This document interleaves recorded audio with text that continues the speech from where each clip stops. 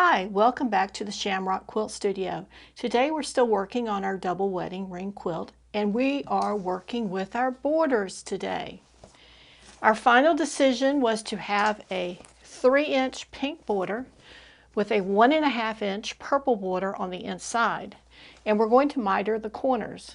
So the first step, as we showed before, was trimming the borders, and then we got those the right size, and we pin them together, and we machine stitch them using a standard stitch. On my machine it comes up automatically, and it just shows that it's a stitch in the middle of the field, and it has a length of 2.4 and a width of 4.5. Now I'll tell you, I don't know how you can have a straight stitch with a width of 4.5, but I think that's if you change it to a zigzag, and we're using a straight stitch on this. So I pin these together, taking a corner here, and I've marked my machine with a piece of blue painter's tape. I use this because it's very easy to see and it's very easy to remove. I also placed a magnetic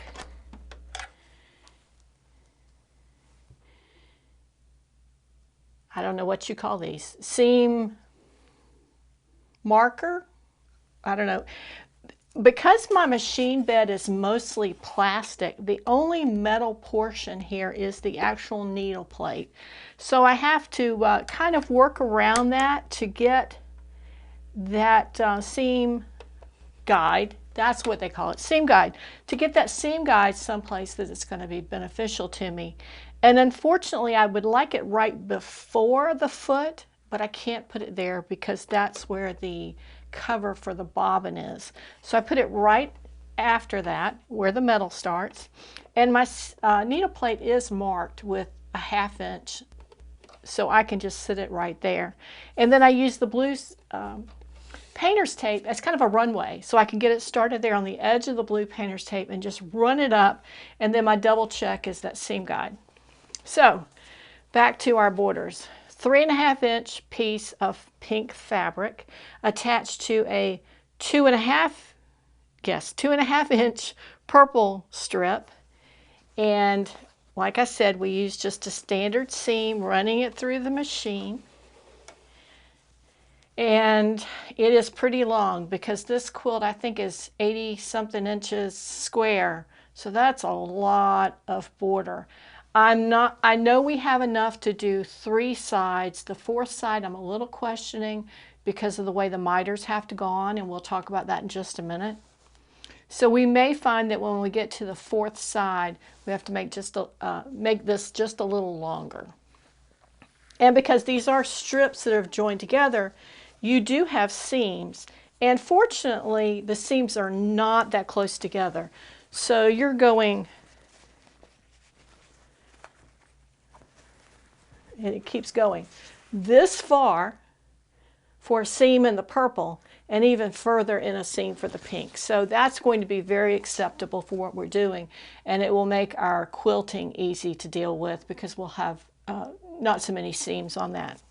So those were sewn together, and then I took it to the ironing board and I pressed that seam to the purple side. I thought about pressing it open, but this is the part of the quilt that's probably going to get pulled to straighten it when you put on the bed. And I really thought that that open seam there might not take the tugging that's involved. So I went with the pressing to the dark side. So on this case, I pressed to the purple. And then when we put it on the quilt, because the quilt top is white, we'll press it to the dark side again. So it'll be pressing into the purple there. Okay, so I think we've got that covered. And now let's get on to putting it to the quilt. And I got a running start on this last night, and I got 2 sides of this quilt done. And I simply did that. We've already trimmed it, and we've got straight lines and we've got square corners. So we should be in pretty good shape. The one thing I did not measure is across the quilt, across the rings. And a lot of people recommend that. But really, in doing that, what would I do if it's off? If it's off a little bit, you're probably not going to notice it. If it's off a lot, are we really going to trim it down in that white section so that when you look at that portion of the quilt, it looks like something's wrong with it? So I've elected not to do that for aesthetic reasons. And also, I think it's just going to be easier to go with it as it is. I don't think we're going to have that much variance because you've got the fabric that's not going to give crosswise. This is not a bias direction I'm talking about. This is a straight of grain or length of grain measurement. So it's not going to give that much. And also, when all these rings were assembled, they provided some structure as well. And while they would have given a little bit more in the rings, it's not going to be that much because you had so many rings attached to each other. There was only so much give you were going to get to be able to get them all in the fabric. And I know that sounds kind of overwhelming, but I think at this point that's what we're doing and we're moving forward. So 2 sides are sewn on, 1/2 inch from the edge of the white fabric, 1/2 inch from the edge of the purple fabric. And I tried to be very conscious of the fact that I wanted that the 1/2 inch. There were a couple of times where the fabric got skewed in the machine and the seam was a little narrow. So what I did was I stopped, I backed the fabric back to where it was in place correctly. There were only a couple, so I doubt I'd be able to find it. But then I started over. I found a place where it was at that 1/2 inch, put the needle down, and started sewing again. Because remember, we're going to be quilting on top of this.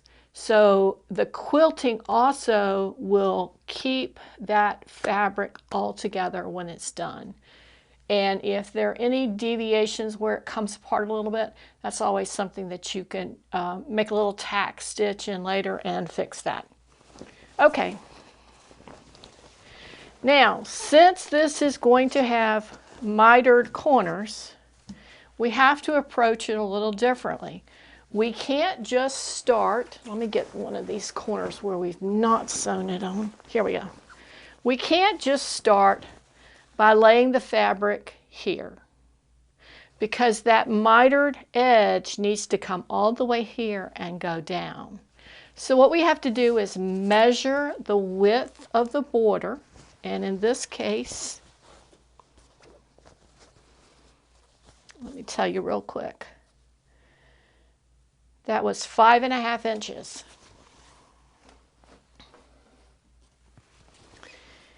So we had to measure out at least 5 inches. So what I did was I marked the spot 1/2 inch in from the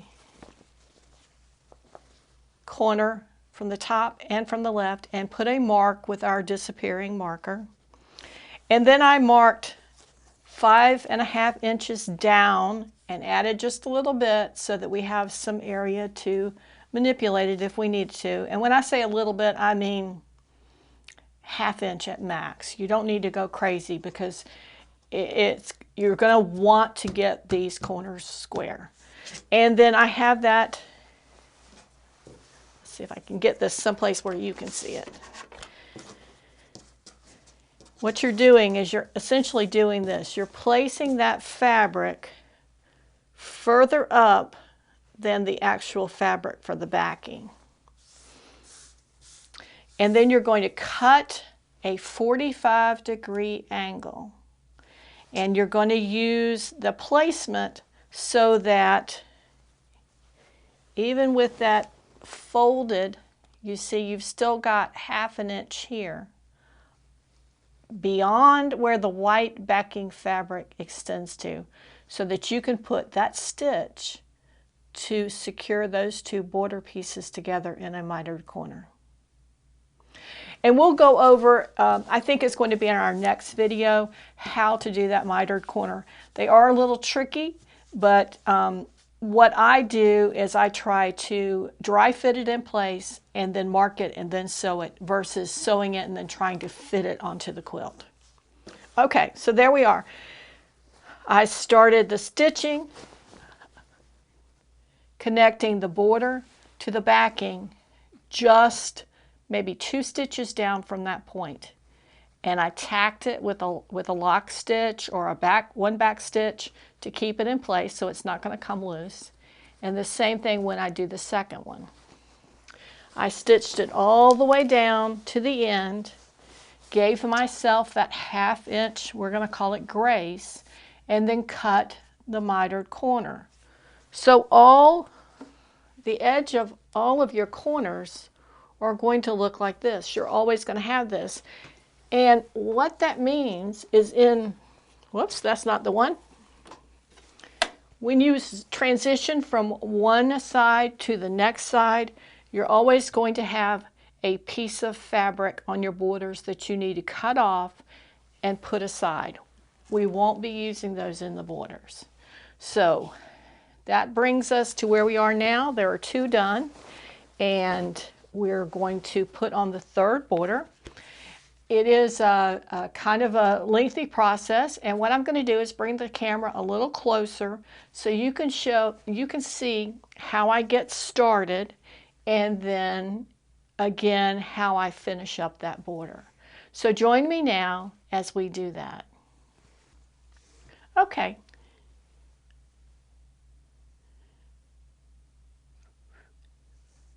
All right, we're ready to add our next side to our borders, and I've got it laid out here.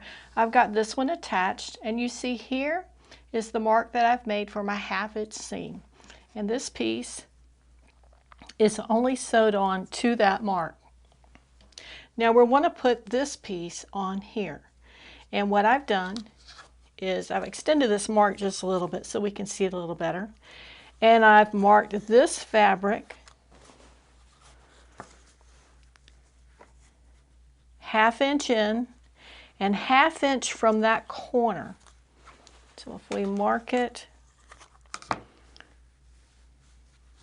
here, we can put that 8 right on the corner and mark it here at this 1/2 inch spot right here. I don't know if you can see that blue mark on the purple fabric, but that's it.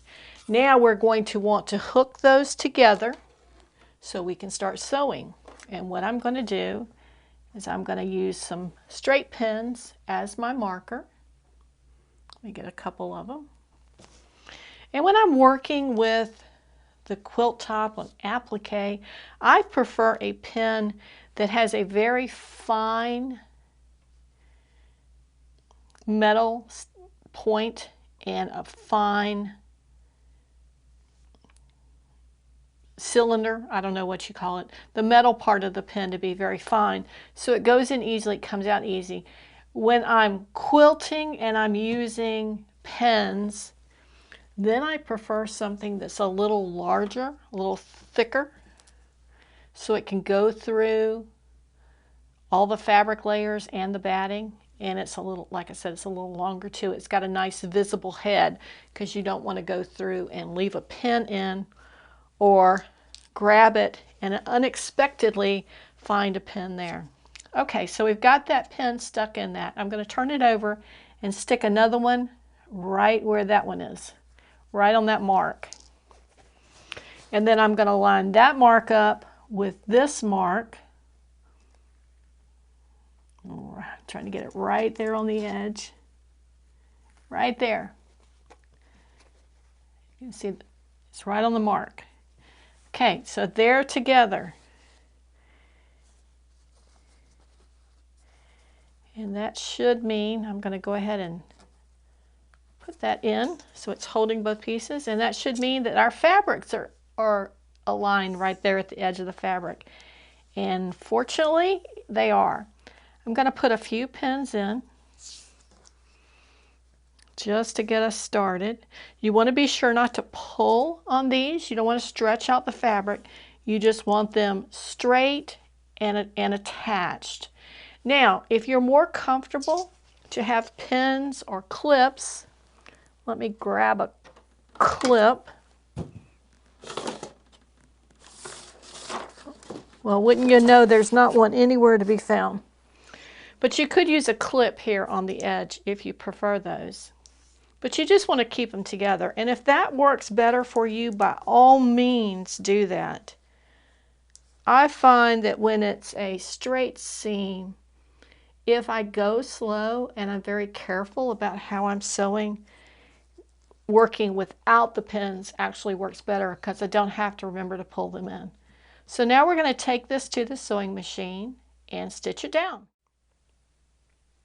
Okay, so I've got my fabric here ready to sew.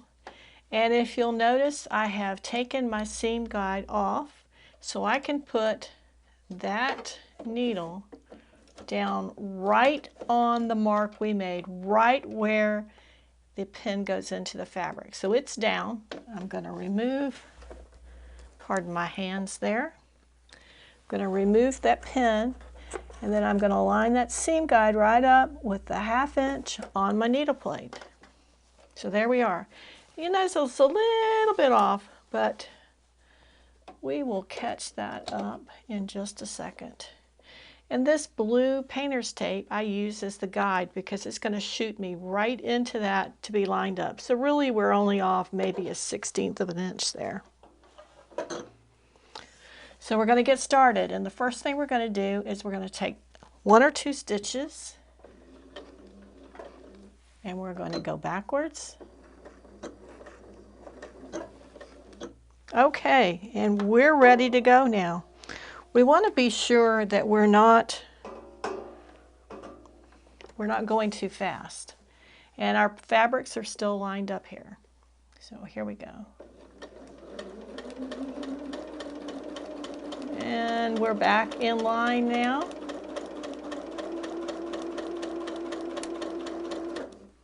We're going to pull that one out. And we're going to readjust our fabric down a little further along the way, get everything kind of lined up. It doesn't need to be perfect. We're not pulling on this fabric, we're just guiding it. Okay, we're just finishing up this side and we're coming to the corner. So what we're going to do is we're going to mark this so we can know where we need to stop. We're going to take this corner here and we're going to, I could pick a little place that was not quite so difficult to do. We're going to measure up 1/2 inch and 1/2 inch in, and we're going to put a little dot right there. That's the corner one. We can double check it. 1/2 inch, 1/2 inch. That little square is a little hard to see.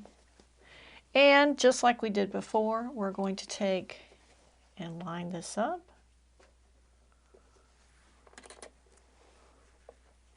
Pull it to the back side and stick that in right. Whoops, not me. We're going to stick the fabric. All right, and then from the top side, we know our spot is right there. So we're going to sew to there. We're going to put a lock stitch in, and then we're going to pull the fabric out. Don't cut it across. We don't want to do that. I'll show you how to cut in just a second. So let's continue. We want to keep that seam straight all the way to our mark. And that's it. And we're going to back it up and take 1 stitch forward, and that's it. Cut our thread and we're out, and we're right there at that mark. It's better to be a tad short than to go too far. Now let me set up and I'll show you how to cut this. Okay, we're at the end of our seam right here. It's the edge of our fabric for the next side. What we want to do is we want to cut our border this way. So we have that mitered seam. So this is going to be the longest part over here. And in order to get that, I'm going to keep my finger here so we have that in mind. We need to set up this ruler so we can come and have this side be the longest. And we need the cut to be 1/2 inch from where we stopped. So we're going to drive that down, and then this edge is where we're going to cut. So we're going to come 1/2 inch. We're going to put this line on the edge of our border fabric. Now, I always say on a corner like this, you may find as you do it, you need a little bit of play. So we're going to give ourselves about 1/4 inch of grace. We're going to pull it this way so we have just a little bit more fabric. So that if something needs to stretch, or you find that that corner, once we finish quilting it, isn't quite square, it'll come together. So we're going to pull it down, and that's where we're going to cut. Now you notice where we cut here, it's still going to be this side of that seam and where that fabric is. You want to be very careful of that. And if I look again, I can see that we are well beyond that. So this one's probably a little more generous than we need, but we're going to go ahead and go with it. Hold it down firm, cut,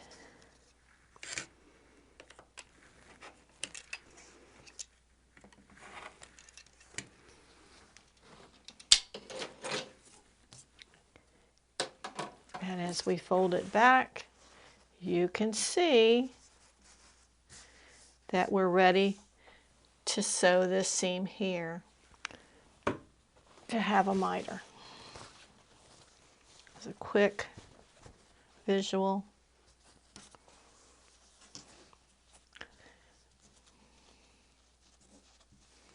That's roughly what it's going to look like. So that's our goal. I have one more side to put on, and I'm going to work on that. And then when we come back in our next video, we will be talking about putting those miter seams in. Thanks for coming.